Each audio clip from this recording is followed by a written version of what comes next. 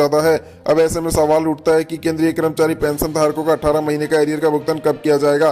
देश में जीएसटी का रिकॉर्ड कलेक्शन हो रहा है, मगर केंद्र एवं राज्य सरकारों के पास करोड़ों कर्मचारियों का 18 माह बकाया डीआर देने का पैसा नहीं है। कोविड के दौरान केंद्र सरकार ने कर्मियों का लगभग 35,000 करोड़ रुपए का डीआर रिलीज नहीं किया था। राज्य सरकार के कर्मचारी एवं पेंशनरों को इसमें जोड़ा जाए तो यह राशि लगभग 1 करोड़ रुपए बनती है। उसके बाद कई बार कर्मचारी संगठनों ने सरकार से उक्त राशि को जारी करने की गुहार लगाई, लेकिन केंद्र सरकार ने आर्थिक स्थिति ठीक न होने की बात कहकर डीआर के बकाया भुगतान करने से मना कर दिया था। इस बाबत संसद में भी सवाल उठा है, मगर सरकार का जवाब नकारात्मक ही रहा। अखिल भारतीय राज्य सरकारी कर्मचारी महासंघ के अध्यक्ष सुभाष लांबा ने बताया कि फ्रीज किए गए डीआर की राशि जारी नहीं की गई तो इसके विरोध में राष्ट्रव्यापी आंदोलन होगा। सरकार के खिलाफ देश भर में करोड़ों कर्मचारी व पेंशनरों में भारी आक्रोश व्याप्त है। सरकार ने दिया था आश्वासन। सुभाष लांबा के मुताबिक सरकार ने कोरोना काल में जीएसटी कलेक्शन न होने के नाम पर देश भर में करोड़ों कर्मचारी एवं पेंशन भोगियों का जनवरी 2020 से जून 2021 तक का 18 महीने का 11% महंगाई भत्ता महंगाई राहत को फ्रीज कर दिया था। केंद्र की तर्ज पर सभी राज्यों ने भी अपने कर्मचारी व पेंशन भोगियों के 18 महीने डीआर को फ्रीज कर दिया था। केंद्रीय कर्मचारी और पेंशन धारकों के रोके गए 18 महीने के डीआर की यह राशि लगभग 35,000 करोड़ रुपए है। राज्य सरकार के कर्मचारी एवं पेंशन भोगियों को मिलाकर यह राशि 1 लाख करोड़ रुपए बनती है। सरकार ने आश्वासन दिया था कि जीएसटी कलेक्शन व अर्थव्यवस्था सामान्य होने पर कर्मचारी एवं पेंशन भोगियों के फ्रीज किए गए डीआर को रिलीज कर दिया जाएगा। केंद्रीय वित्त मंत्रालय के अनुसार अक्टूबर महीने में 1.72 लाख रुपए करोड़ जीएसटी कलेक्शन प्राप्त हुआ है। अक्टूबर महीने का जीएसटी कलेक्शन सालाना आधार पर 13% बढ़ा है। मासिक जीएसटी 1.66 लाख करोड़। अक्टूबर 2022 में जीएसटी कलेक्शन 1.52 लाख करोड़ रुपए था। वित्त मंत्रालय के दावे के अनुसार 2023-24 वित्त वर्ष में औसतन मासिक जीएसटी कलेक्शन 1.66 लाख करोड़ रुपए रहा। यह वित्त वर्ष 2022-23 की तुलना में 11% ज्यादा है। लांबा ने कहा कि सरकार का दावा है कि भारत 5वीं सबसे मजबूत अर्थव्यवस्था में शामिल हो गया है। रिकॉर्ड जीएसटी कलेक्शन और मजबूत अर्थव्यवस्था के बावजूद देश के करोड़ों कर्मचारी और पेंशन भोगियों के बकाया 18 महीने डीआर का भुगतान क्यों नहीं किया जा रहा है। इसके विपरीत चालू वर्ष में ही सरकार ने बड़े पूंजीपतियों को 2.14 लाख करोड़ रुपए का बजट खाते में डाल दिया है।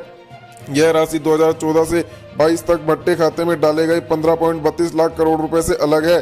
सरकार के उक्त दोहरे रवैये से केंद्र एवं राज्य सरकार के कर्मचारी और पेंशन धारकों में आक्रोश बढ़ता ही जा रहा है। अगर शीघ्र डीआर का भुगतान नहीं किया गया तो केंद्र एवं राज्य कर्मचारी और पेंशनर राष्ट्रव्यापी विरोध आंदोलन करने पर मजबूर होंगे। डीआर का अतिशीघ्र भुगतान हो। Confederation of central government employees and worker के महासचिव रहे पासवान ने अनुसार नेशनल काउंसिलिंग जेसीएम के स्टैंडिंग कमेटी की मीटिंग के साइड स्टाफ द्वारा 18 महीने के बकाया डीआर का भुगतान करने की मांग की गई थी। प्रारंभ में व्यय विभाग और वित्त सचिव ने नकारात्मक जवाब दिया था, जिसका साइड स्टाफ ने तीखा विरोध किया था। इसके बाद 18 महीने का बकाया डीआर देने की मांग पर पुनर्विचार करने के आदेश दिए गए। यह मांग अब केंद्रीय वित्त मंत्रालय के पास लंबित है।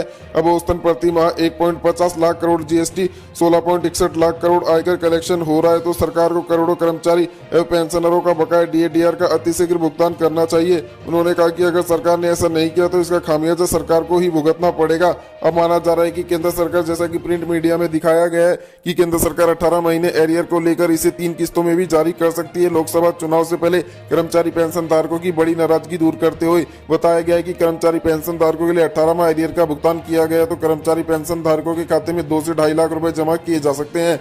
माना जा रहा है कि लोकसभा चुनाव से पहले केंद्र सरकार इसको 26 जनवरी के मन से ऐलान करेगी, जिसके बाद फरवरी, मार्च और अप्रैल महीने में इसका भुगतान भी आपको देखने को मिल सकता है। अलग अलग ग्रेड पे के कर्मचारियों को यह भुगतान राशि भी अलग अलग होने वाली है। चलिए अगली बड़ी अपडेट की ओर चले तो केंद्र सरकार के कर्मचारी पेंशन धारकों के लिए बड़ी खुशखबरी है। केंद्र सरकार ने पेंशन में संशोधन किया लागू। 2016 के बाद किन पेंशन धारकों को मिलेगा इसका फायदा, तो आपको बताते चले कि केंद्र सरकार ने 2016 से पूर्व रिटायर्ड पेंशन भोगियों की पेंशन में संशोधन किया है। ये वे पेंशन भोगी है जो 5वें वेतन आयोग के दौरान रिटायर्ड हुए थे।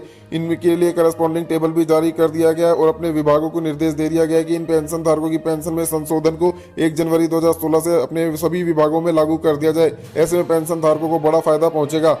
चलिए अगली बड़ी अपडेट की बात करें तो केंद्र सरकार के कर्मचारी पेंशन धारकों के लिए बड़ी खुशखबरी निकलकर सामने आई है। अब केंद्र सरकार के कर्मचारी पेंशन धारकों के लिए मौजूदा महंगाई भत्ता महंगाई राहत 46% से बढ़कर 49.08% पर जा पहुंचा है।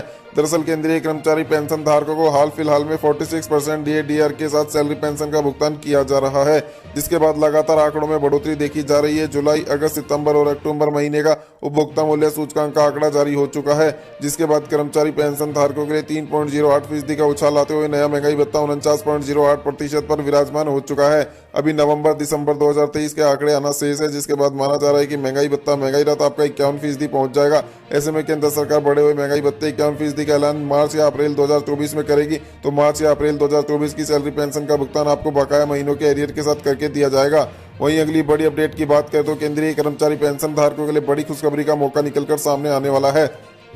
दरअसल 1 जनवरी 2024 से कर्मचारी पेंशन धारकों के लिए बेसिक पे में बड़ा बदलाव देखने को मिलेगा। दरअसल 7वें वेतन आयोग का प्रावधान कहता है कि जब महंगाई भत्ता और महंगाई राहत बढ़ते हुए 50% को टच करेगा या फिर क्रॉस करेगा, तो केंद्र सरकार कुल 50% महंगाई भत्ते को आपके बेसिक पे में मर्ज करेगी और नया महंगाई भत्ता वापस से 25% से बढ़ना शुरू होगा। ऐसे में केंद्रीय कर्मचारी पेंशन धारकों के लिए दिसंबर महीने की जो सैलरी पेंशन खाते में आएगी वो आपका नया बेसिक पे में तब्दील हो जाएगा। तो चलिए जानते हैं अभी के बेसिक पे के आधार पर आपका नया बेसिक पे क्या होने वाला है। जिनका बेसिक पे अभी 18,000 रुपए है, उसमें डीएडीआर 50% को इंक्लूड किया जाए 9,000 रुपए को, तो नया बेसिक पे आपके लिए 1 जनवरी 2024 से 27,000 रुपए हो जाएगा। वहीं अगर आपका बेसिक पे 22,000 रुपए, उसमें 50% डीएडीआर 11,000 रुपए को इंक्लूड किया जाए, तो नया बेसिक पे आपके लिए 33,000 रुपए हो जाएगा। वहीं यदि आपका बेसिक पे 25,000 रुपए, उसमें 50% डीएडीआर 12,500 को जोड़ दिया जाए, तो नया बेसिक पे 37,500 रुपए हो जाएगा। वहीं यदि आपका बेसिक पे 27,000 रुपए, उसमें 50% डीएडीआर 13,500 को जोड़ दिया जाए, तो नया बेसिक पे आपके लिए 40,500 रुपए बन जाएगा। वहीं अगली बड़ी अपडेट की बात करें तो लोकसभा चुनाव से पहले कर्मचारी पेंशन धारकों को लगातार मिलेंगे बड़े तोहफे। बताया जा रहा है कि 65 वर्ष की आयु से पेंशन में हर 5 साल में 5%, 10% व 15% पेंशन बढ़ोतरी को लेकर भी केंद्र सरकार आदेश जारी करते हुए जल्द दिखाई दे सकती है।